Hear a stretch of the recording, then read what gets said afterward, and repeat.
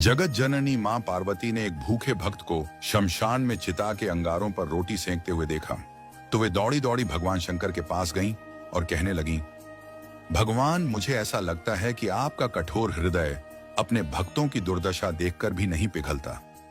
कम से कम उनके लिए भोजन की उचित व्यवस्था तो कर ही देनी चाहिए। आप देख नहीं रहे, वह बेचारा भर्तृहरि अपनी कई दिन की भूख मृतक को पिंड देने के लिए दिए गए आटे की रोटियां बनाकर शांत कर रहा है। महादेव हंसते हुए बोले, शुभ है, ऐसे भक्तों के लिए मेरा द्वार सदा खुला रहता है, लेकिन वे आना ही कहां चाहते हैं। यदि कोई वस्तु दी भी जाए तो उसे स्वीकार नहीं करते। तुम ही बताओ, मैं क्या करूं? मां भवानी आश्चर्य से बोली, तो क्या आपके भक्तों को भूख की अनुभूति भी नहीं होती? भगवान शंकर बोले, परीक्षा लेने की तो तुम्हारी पुरानी आदत है। यदि विश्वास नहीं हो तो तुम स्वयं ही जाकर क्यों ना पूछ लो, लेकिन सावधानी रखना, क्योंकि यह मेरे भक्त हैं। भगवान शंकर की आज्ञा मिलते ही मां पार्वती भिखारिन का रूप धारण कर भर्तृहरि के पास पहुंची और बोली, बेटा, मैं पिछले कई दिनों से भूखी हूं, क्या मुझे भी कुछ खाने को देगा? भर्तृहरि ने केवल 4 रोटियां सेंकी थीं। उनमें से 2 रोटियां बुढ़िया माता के हाथ पर रख दी। शेष 2 रोटियां खाने के लिए आसन लगाकर बैठने ही वाले थे कि भिखारिन ने दीनता से कहा, बेटा, इन 2 रोटियों से कैसे काम चलेगा?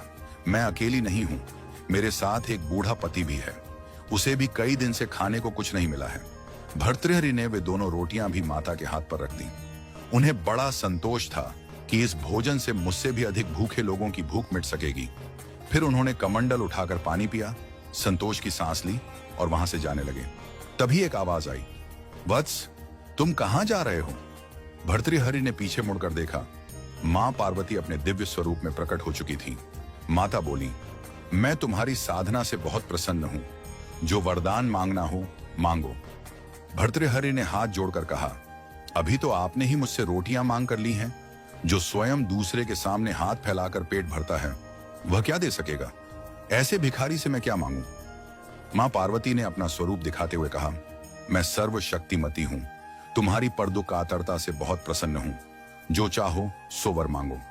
भर्तृहरि ने श्रद्धा से सिर झुकाते हुए कहा, यदि आप प्रसन्न हैं तो यह वर दीजिए कि जो कुछ मुझे मिले उसे मैं दीन दुखियों के लिए लगाता रहूं और अभाव की स्थिति में बिना मन को विचलित किए शांतिपूर्वक रह सकूं।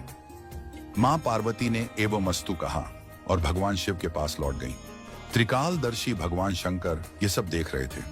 उन्होंने मुस्कुराते हुए कहा, भद्रे, मेरे भक्त इसलिए दरिद्र नहीं रहते कि उन्हें कुछ मिलता नहीं है, परंतु भक्ति के साथ जुड़ी उदारता उन्हें अधिकाधिक दान कराती रहती है। वे खाली हाथ रहकर भी विपुल संपत्ति वालों से अधिक संतुष्ट रहते हैं।